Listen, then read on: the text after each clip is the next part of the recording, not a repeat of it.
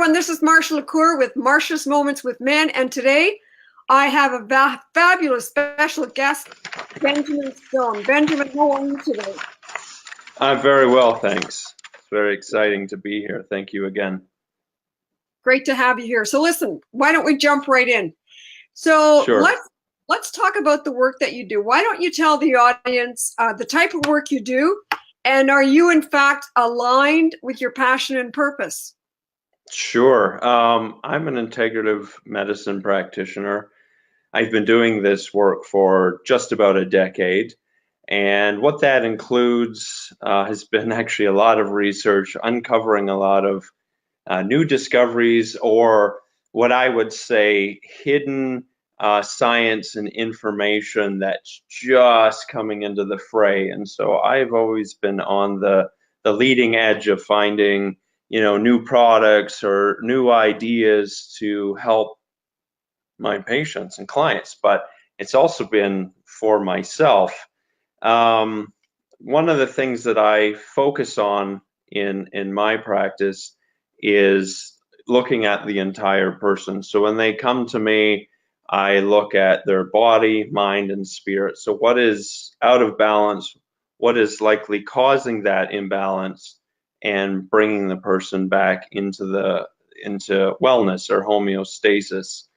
And at this time, as you know, I'm a PhD candidate in natural medicine. So I get my PhD and a Doctor of Natural Medicine, and we validate natural medicine through quantum physics. So it's using quantum physics to help us understand why natural medicine works, particularly energetic medicine, and how emotions and your environment and your mind, your thoughts, and homeopathics and technology and EMFs, etc., affect your physiology and your wellness ultimately. And so I would say that my specialty has been focused on detoxification, helping one get. So when I say detoxification, that will also include spiritual or emotional, because people are coming in with traumas and belief systems from their anytime, childhood to a few days ago, for that matter. And so I like to go through and help people with a very tailored, intuitive, science-based approach to getting them back to homeostasis. And quite frankly, some people, it's a matter of honestly having a conversation to help them look at something different, all the way to someone needing to change their diet, to something even deeper, like someone having a virus or some kind of pathogen, if you will, in their body. So we have to help that immune system get strong again, while also bringing out a lot of the toxins, because we live in a very toxic world today compared to even 50 years ago, let alone 100 years ago. And I'm also, just to share this now, I'm currently studying immunotherapy using homeopathic dilution. So it's really fascinating. I don't have a lot to say about it at this moment, except that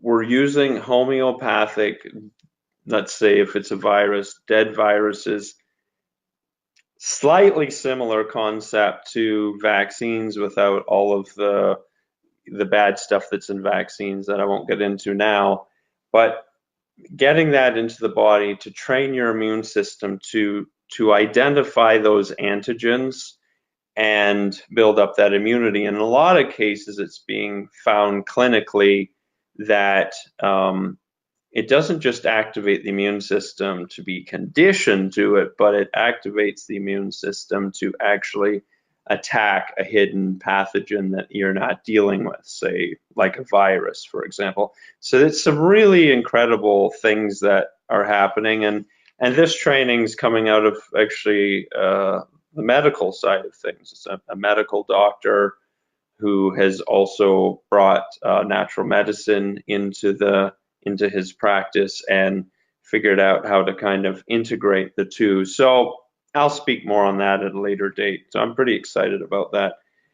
And yeah, am I aligned in my purpose? I feel so. I mean, what gives me the most joy is communicating with people about this type of journey. There seems to be a lot of people who are not well, and I think it's a combination of physical stuff going on, especially like North America. You know, you got your glyphosate, you've got all these heavy metals, and you know, we know the list of things going on. But I also believe that we're in a real consciousness shift at the same time. You know, technology in and of itself has also allowed us to sort of dive deeper into pushing the envelope of human consciousness. And I believe as a result of that, it's bringing a lot of stuff to the surface that makes it difficult. I can relate to this myself. We become resistant to change, and change is the only constant. So the sooner we get accustomed to celestial laws that everything is going to change and release that resistance, I think we'll be able to move a little easier with regards to our health and health of the planet and health of humanity. So that's what turns me on. I really get excited about that. So yeah, it is my purpose unless something else, you know, comes up. Well, you just used the phrase celestial laws. That turns me on. Do you want to tell us more about that, celestial laws? Actually, I've never heard that phrase. I've heard of natural laws, spiritual laws, but I've never heard celestial laws. So I'm curious. Yeah, so it falls into the same realm of what you said, spiritual laws and even natural law. But and I apologize to the original person that quoted this at some point in time because I can't remember who it is. But basically, what we're talking about is, you know, we've got laws that man has made. We've got natural laws which fall into, like, you know, physics, Newtonian, and then, you know, quantum mechanics, quantum physics. And that the quantum physics, quantum science is helping us understand better what I would refer to as spiritual laws or celestial laws. Now, there is definitely a divide currently between where we logically, humans, want to understand the existence of God, and then obviously what we're calling, say, celestial laws. So I'm confident to say, whether other people agree with it or not, but I'm confident to say that it's not just us. There is a greater level of I like to think of us as kind of actually in an embryo, and humanity is a baby that's still growing within the safety of the womb of what we might call God.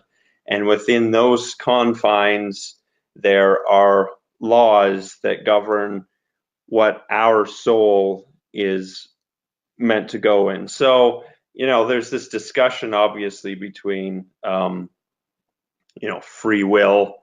So, you know, and we've had that discussion, right? Not too long ago. So, you know, it's free will, or is it just all planned destiny? And so I think it's a combination of both. I think the celestial laws are that, hey, Marsha, you've agreed to learn X, Y, Z. And I think in a very quantum way, personally, those celestial laws say you will do those in a sort of choose your own adventure. But if you go outside of your contract, then you're going to pay celestial law consequences, which would, in this particular case that I was referring to in the beginning, is resistance. So a lot of people have a very difficult time understanding that we're here to constantly learn and evolve.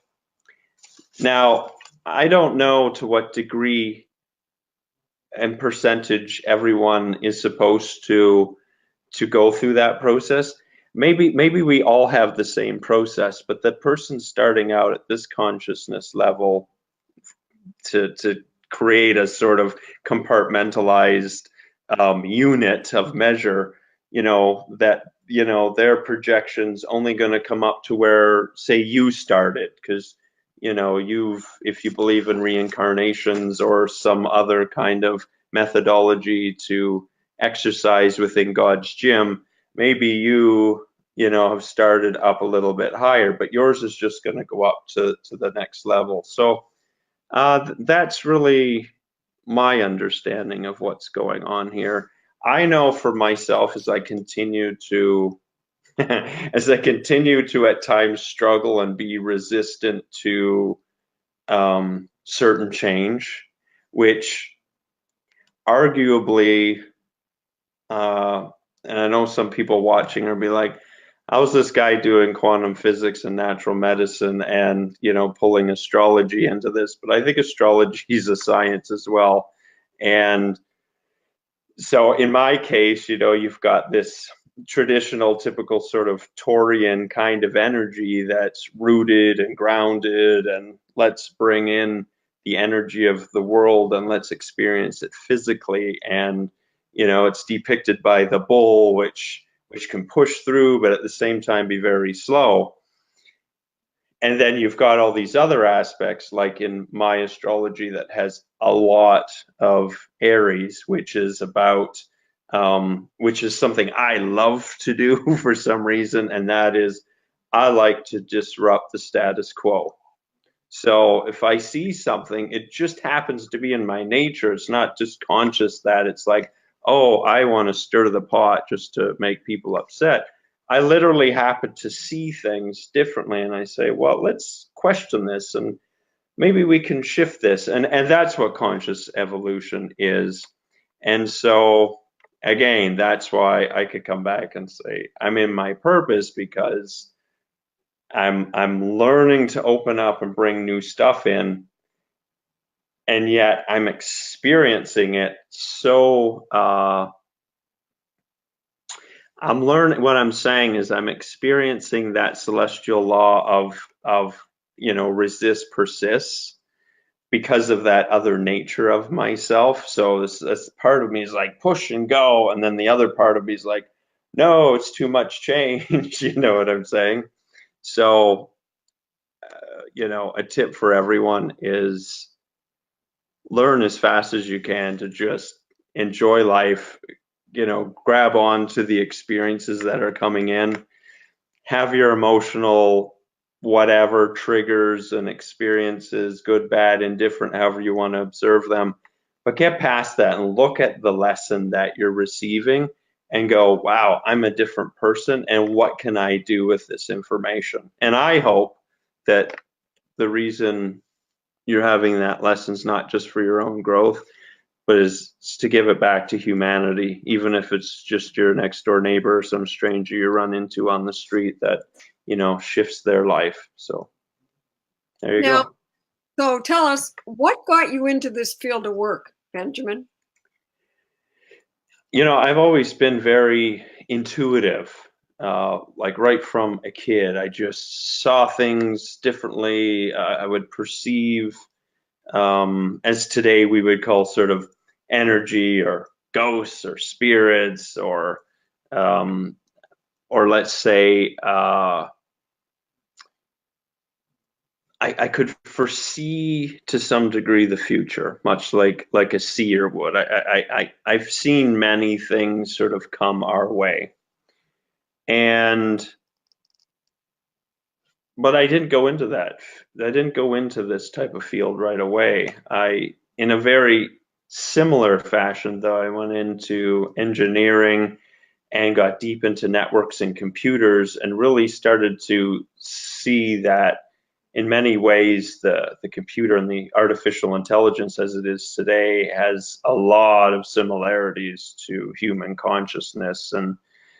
And I was good at that time as a diagnostician in that kind of realm.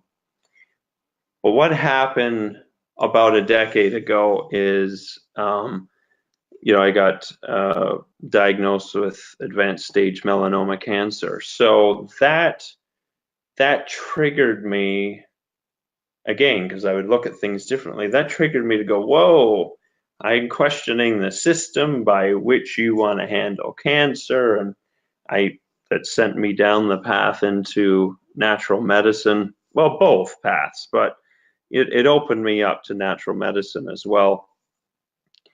And coming back from that better than I was before, really then gave me a thirst and a hunger for going down this path. So that's what got me into it. What has kept me into it has been two things.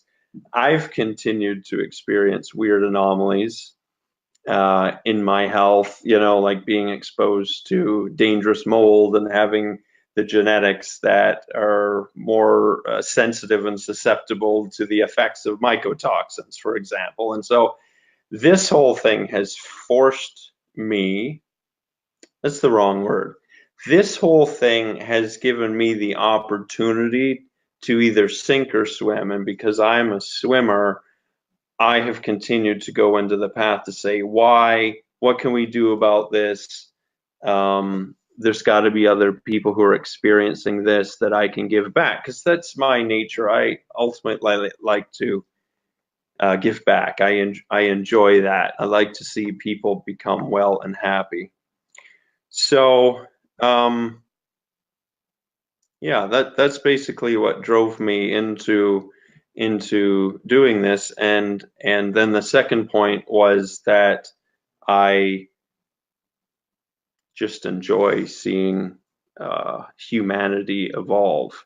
Now, I know, again, I understand some other people might say, well, what is evolution and consciousness, and what's that got to do with any of your business in terms of what other people are doing? But because of my observation for 41 years of how things have actually evolved, and understanding that there is only one constant, and that is change, then that excites me to be a part of that and help other people get out of that place of resistance. And again, I still struggle with aspects of that every day, and I have moments where I want to wake up and go, I hope today's the day I wake up and I have no resistance and we just go. And I don't know if that will ever change, to be completely honest.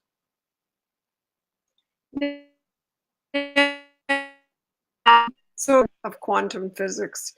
So, and I love that. Now let's shift a minute. What is one powerful tip that you have for men from your perspective? One powerful tip that can help men. I thought about this earlier today, and it's quite simple because of the challenges that we're experiencing, men are experiencing, and conscious evolution is experiencing. And it's really quite simple. Own your shit. It's time to take, accountability and responsibility for your emotions, your actions, your behaviors, your lack of actions, your lack of, understanding of why you feel the way that you do. This couldn't be more imperative at this time, because we're all connected, energetically speaking. We only move as fast as our weakest link. And so in a beautiful and horrible way, the death cycle in some ways, I think comes upon us in a beautiful way that says this person has done their work and or this person is resistant. And humanity can't continue to move forward when we've got a whole group of people that are staying rigid and refusing to evolve spiritually. So I just feel that it's really important that we're I don't want to go off on a tangent, but we're just in such an interesting place now with men in many ways losing the identity of what men were, and you've got countries and parts of the world that are,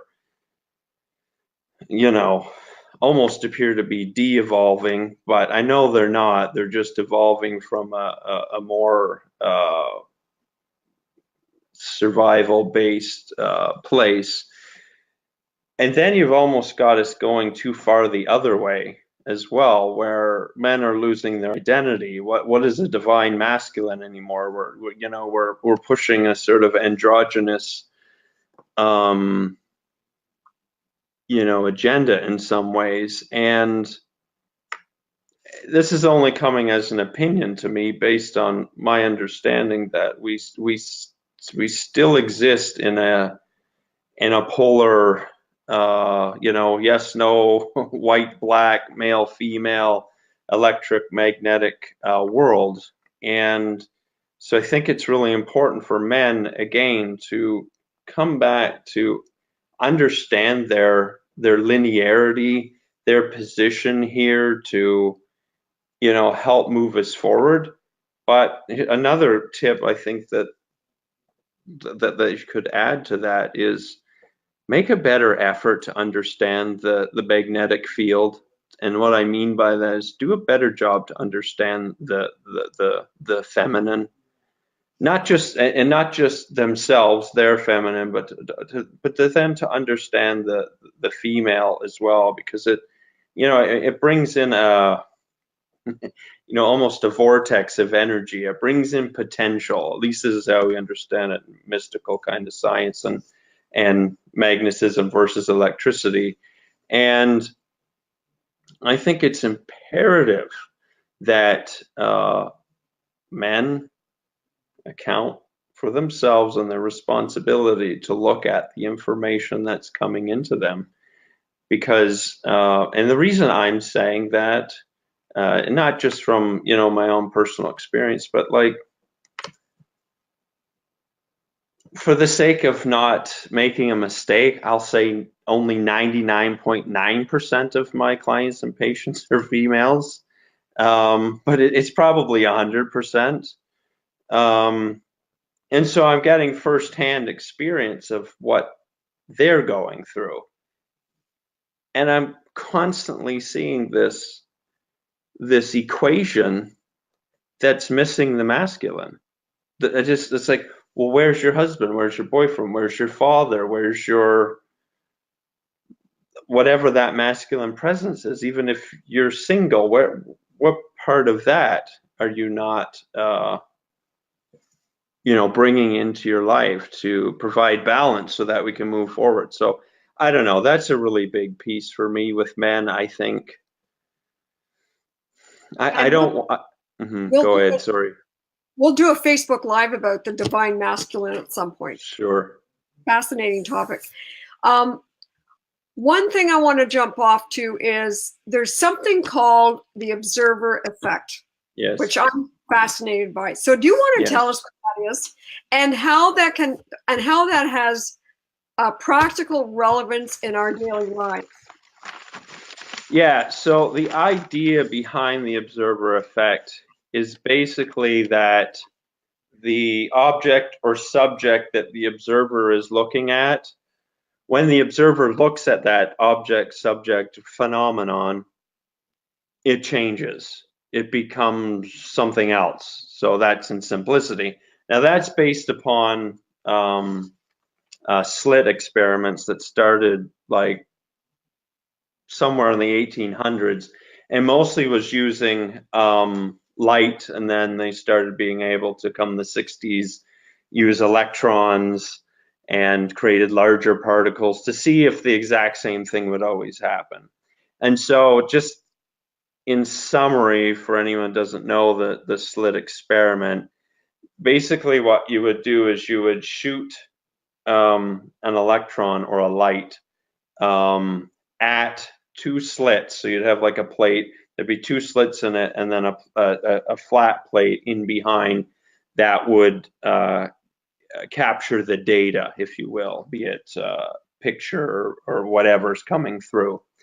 And so when you just sent electrons through that way, it would go through as a wave.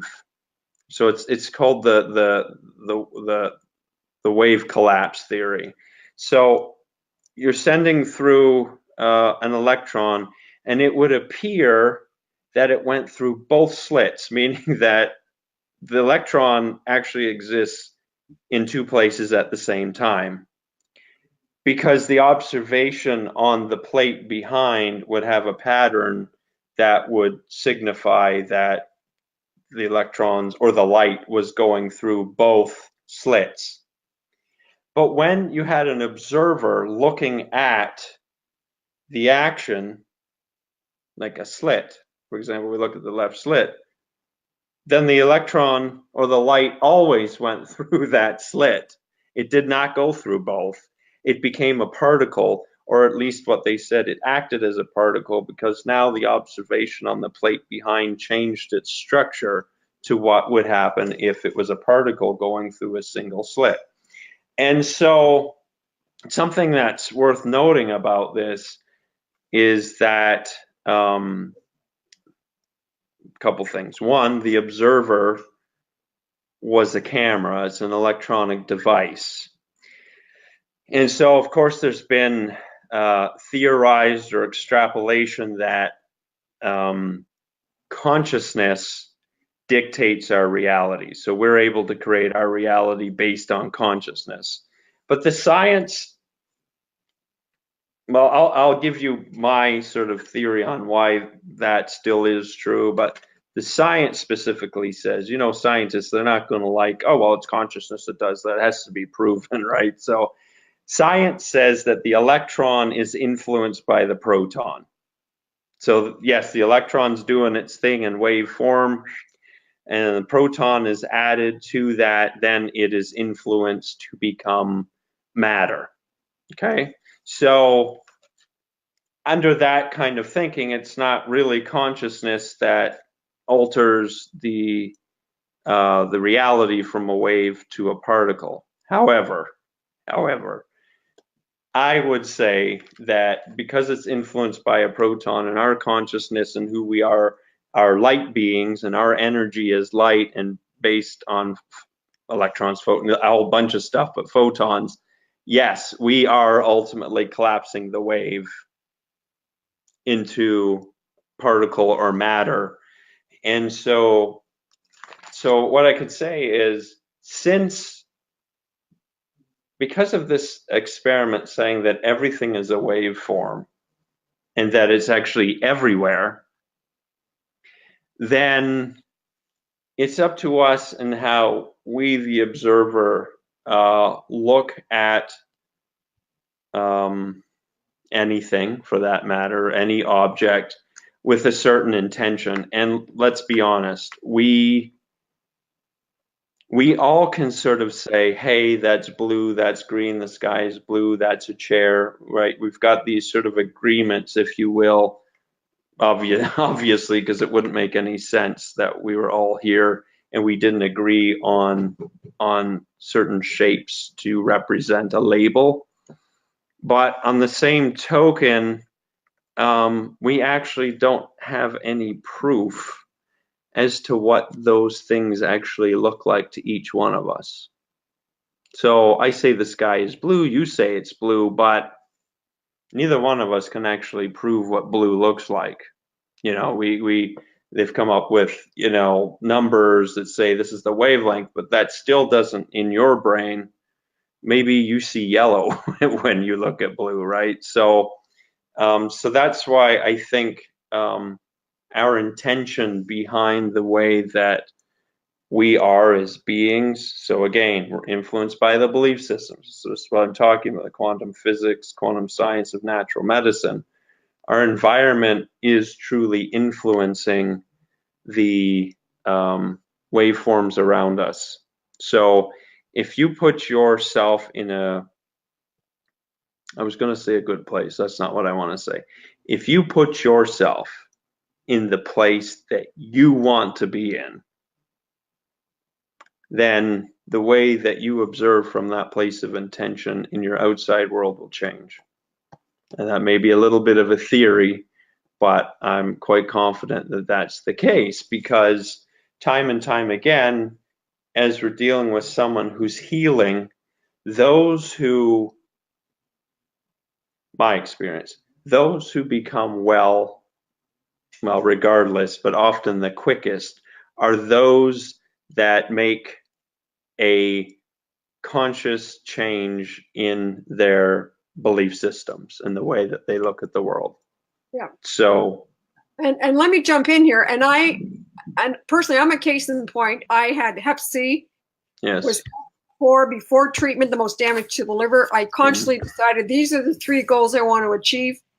At the end of treatment, and so mindfully, I had 3 goals. So I was putting my attention on these 3 things that I wanted to accomplish. One of those 3 being cured of Hep C. Yes. And at the end of 48 weeks, all 3 goals were accomplished. So with mindful awareness, with mindful attention and full intention, things can come to manifestation. All the time? Maybe not, but we have the tools within us to increase both the probability and possibility. And that comes back to one of your original statements where you say, we are responsible for everything in our world. Yes. So we've come full circle. And again, I want to just say, I want to have another Facebook Live with you to talk about divine masculinity, because that's another rabbit hole that we can go down. Yes. So listen, Benjamin, I want to thank you for joining us here today. So tell us, where can people get in touch with you? How can they get in touch with you if they want to work with you around any sort of challenges that they have? Yeah, so the best thing that they can do is go to healtheducator.ca. It will take them to a Book Like a Boss website.